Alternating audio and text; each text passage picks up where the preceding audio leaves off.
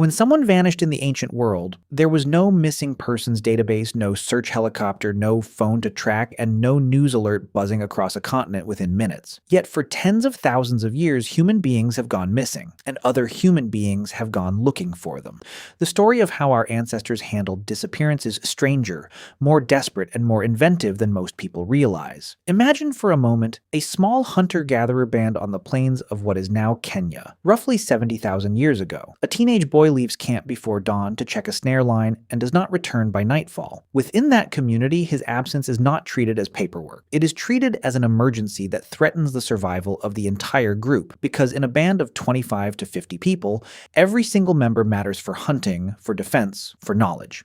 The first thing that happens is tracking, and tracking in the ancient world was not a crude guess. It was a precision science, passed down for generations. Expert trackers among groups like the Sand People of the Kalahari could read a footprint and tell you the age, sex, emotional state, and even the intent of the person who left it, hours or days earlier. They could tell if someone was limping, frightened, or moving with purpose toward water. This skill meant that when a person disappeared, the community's best trackers would fan out at first light, moving in expanding arcs from the last known location, reading bent grass, disturbed stones, and broken twigs the way we read text messages today. And if the trail led toward a river or dense brush, they knew that predators became the primary suspect, because in a world without walls or weapons more advanced than sharpened wood and stone, big cats, hyenas, and crocodiles were a constant and lethal threat. Losing someone to an animal was so common that many ancient cultures developed entire mythologies to explain sudden disappearance. Stories of spirits, forest demons, or gods who took people. This served a very real psychological purpose, because when a body was never found, when there was no explanation and no closure, ancient communities needed a narrative framework to process the grief and uncertainty. That is precisely why so many ancient religions are filled with abduction myths.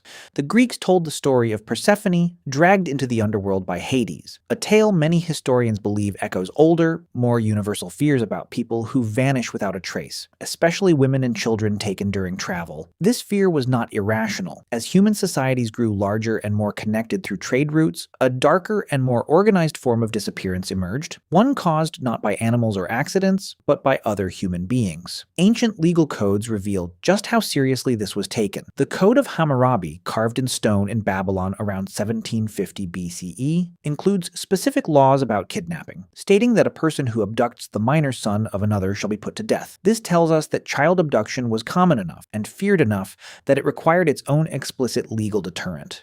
In ancient Rome, the problem became so widespread that the state eventually created formal mechanisms for reporting the missing. Wealthy Roman families who lost a relative, whether through kidnapping, desertion, or simple disappearance during travel, would post handwritten notices in the forum.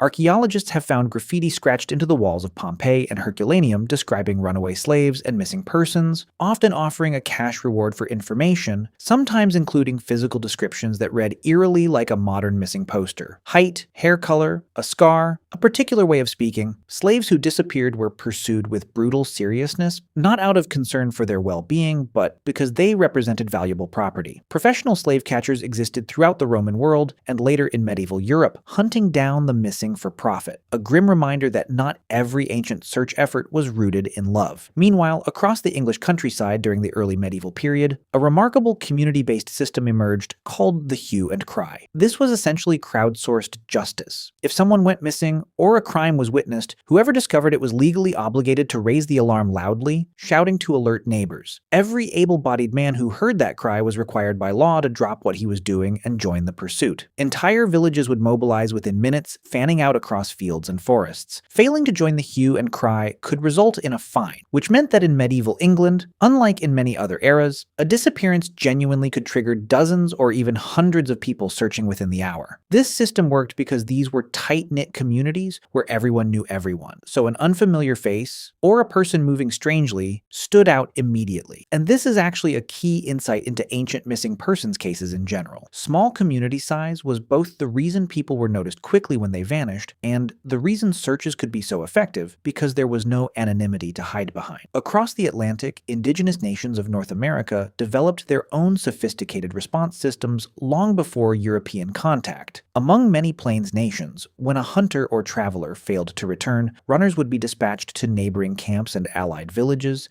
spreading word rapidly across vast distances using a combination of oral messaging and, in some regions, smoke signals that could relay basic information about danger or a call for gathering, visible for miles. Search parties among groups like the Apache and Comanche relied on extraordinary tracking skills, honed from childhood, an art so precise that experienced trackers could distinguish between the print of a healthy horse and an injured one, or tell how many days had passed since a trail was made, based on how insects had disturbed the ground. And if a search stretched on without success, many indigenous communities turned to spiritual leaders, medicine people who were consulted not as a replacement for physical searching, but alongside it, offering guidance through dreams, visions, or ritual that might point searchers toward a direction they hadn't yet tried. This blending of the practical and the spiritual appears across nearly every ancient culture. In ancient Egypt, priests were sometimes consulted when a person disappeared, using divination practices to try to determine whether the missing individual was alive, dead, or being held somewhere. In ancient China, local magistrates were legally responsible for investigating disappearances within their jurisdiction. Surviving legal texts from the Qin and Han dynasties describe detailed procedures officials had to follow, interviewing family members, examining the person's last known movements, and even preserving physical evidence at a residence,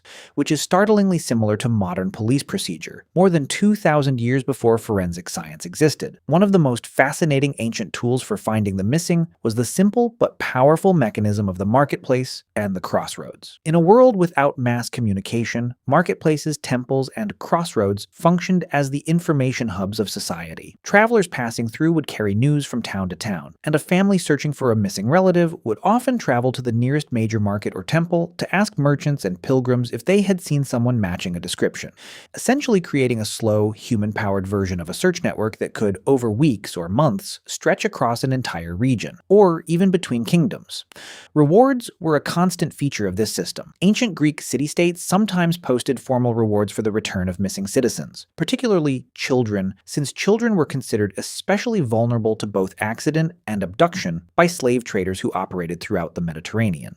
This fear of child trafficking was so deeply embedded in ancient society that many Greek and Roman families used protective amulets on young children, specifically believed to ward off both evil spirits and human predators, blending superstition with a very real and practical anxiety. It's worth pausing here to recognize what all of this reveals about ancient humans. The instinct to search, to organize, to mobilize a community around a missing person is not a modern invention born from television crime dramas. It is one of the oldest and most consistent human behaviors we have evidence for, stretching back to our earliest ancestors. And it reveals something profound about human psychology: the intolerance of unresolved loss, the deep biological and social need to know what happened to someone we care about. Because a person who simply vanishes without explanation creates a wound that never closes. Ancient societies intuitively understood this, which is why they invested such enormous communal effort. Trackers, runners, legal codes, rewards, religious rituals, and crowdsourced manhunts into finding answers. And when those efforts failed, when a person was never found, ancient cultures still refused to let the story end in silence. They built myths. They told cautionary tales to warn future generations about wandering too far from camp or trusting strangers on the road. And in doing so, they turned personal tragedy into collective memory, ensuring that even the person who was never found left some mark on the world that outlived them. So the next time you hear about a modern missing persons case, remember that somewhere beneath the search helicopters, the DNA labs, and the digital alerts lies an instinct as old as humanity itself. The same instinct that sent a Kalahari tracker crouching over a broken twig at dawn,